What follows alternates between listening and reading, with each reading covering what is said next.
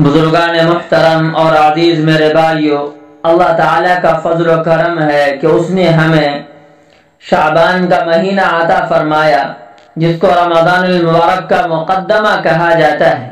آپ علیہ السلام اس مہینے میں بکثرت روزہ رکھا کرتے تھے۔ 15 شعبان کو اللہ تبارک و تعالیٰ نے خصوصی برکت کی رات بنایا ہے۔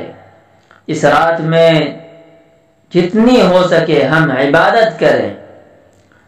میرے بھائیوں، اس رات کے بارے میں بعض حضرات کا خیال یہ ہے کہ اس رات کی کوئی فضیلت قرآن و حدیث سے ثابت نہیں ہے، اور اس رات میں جاگنا اور اس رات میں عبادت کو خصوصی طور پر اجر و ثواب سمجھنا بے بنیاد ہے۔ اس لیے لوگوں کے ذہنوں میں اس رات کے بارے میں مختلف سوالات پیدا ہو رہے ہیں، تو اس کے بارے میں کچھ عرض کر دینا مناسب معلوم ہوا۔ تو اس سلسلے میں مختصراً گزارش یہ ہے، جس چیز کا ثبوت قرآن میں یا سنت میں یا صحابہ کرام کے آثار میں، تابعین بزرگان دین کے عمل میں نہ ہو، اس کو دین کا حصہ سمجھنا بدعت ہے۔ اپنی طرف سے ایک راستہ گھڑ کر اس پر چلنے کا نام دین نہیں ہے، بلکہ دین اتباع کا نام ہے۔ کس کے اتباع؟ آپ علیہ السلام کی اتباع، آپ کے صحابہ کرام کی اتباع، تابعین اور بزرگان دین کی اتباع کا نام دین ہے۔ اپنے طرف سے گھڑ کر اس راستے پر چلنے کا نام دین نہیں ہے، بلکہ آپ علیہ السلام کے طریقے پر چلنے کا نام دین ہے۔ تو میرے بھائیو، شب برات کے بارے میں یہ کہنا بالکل غلط ہے کہ اس کی کوئی فضیلت نہیں ہے۔ امت مسلمہ کے جو خیر القرون ہے، یعنی صحابہ کرام کا دور ہے، تابعین کا دور ہے، تبع تابعین کا دور ہے، اس میں بھی اس رات کی فضیلت سے فائدہ اٹھانے کا اہتمام کیا جاتا رہا۔ لوگ اس رات کے اندر عبادت کا خصوصی اہتمام کرتے رہے ہیں، لہذا اس کو بدعت کہنا یا بے بنیاد اور بے اصل کہنا درست نہیں ہے۔ صحیح بات یہی ہے کہ یہ فضیلت والی رات ہے۔ اس رات میں جاگنا، اس رات میں عبادت کرنا باعث اجر و ثواب ہے۔ البتہ یہ بات درست ہے کہ اس رات میں عبادت کا کوئی خاص طریقہ مقرر نہیں ہے۔ میرے بھائیو، یہ فضیلت والی راتیں ہیں، یہ فضیلت والی راتیں ہیں، شور و شغف کی راتیں نہیں ہیں، میلے ٹھیلے کی راتیں نہیں ہیں، یہ اجتماع کی راتیں نہیں ہیں، بلکہ یہ راتیں اس لیے ہیں کہ گوشے تنہائی میں بیٹھ کر ہم اللہ تعالیٰ کے ساتھ تعلقات استوار کریں، اور ہمارے اور اس کے درمیان کوئی حائل نہ ہو۔ لوگ یہ عذر کرتے ہیں، یہ کہتے ہیں اگر ہم تنہائی میں عبادت کرنے بیٹھتے ہیں تو نیند آ جاتی ہے، مسجد میں روشنی ہوتی ہے اور ایک جم غفیر ہوتا ہے، جس کی وجہ سے نیند پر قابو پانے میں آسانی ہو جاتی ہے۔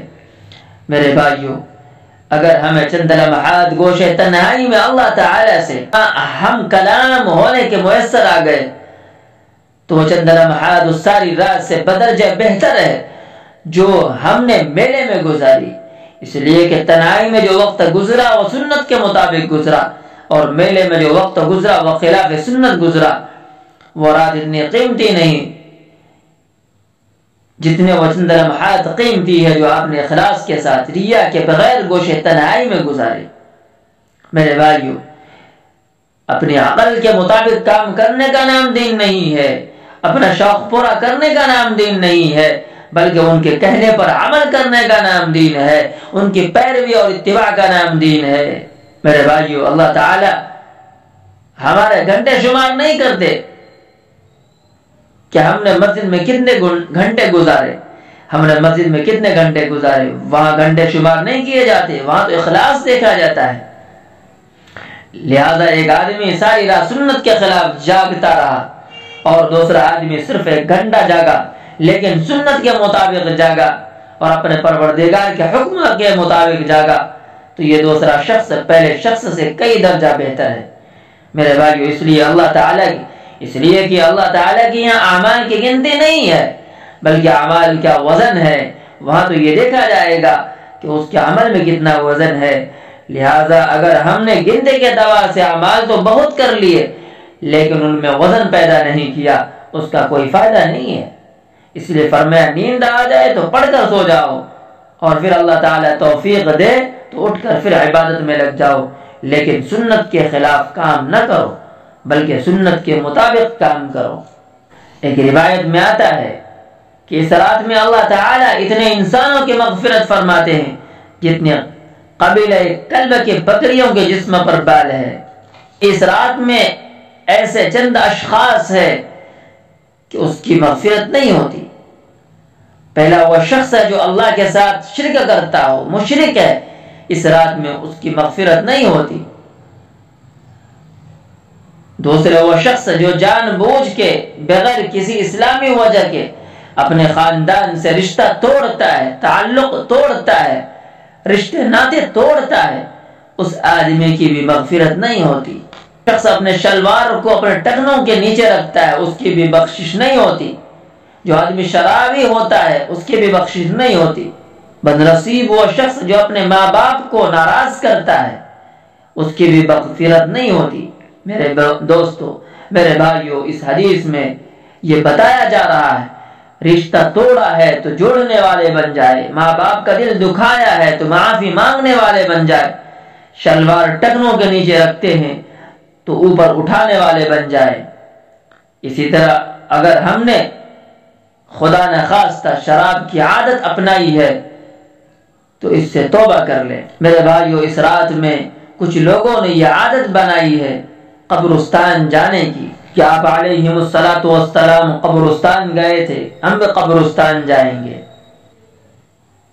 میرے بھائیو، آپ علیہم الصلاۃ والسلام ساری زندگی میں صرف ایک مرتبہ جنت البقیع تشریف لے گئے۔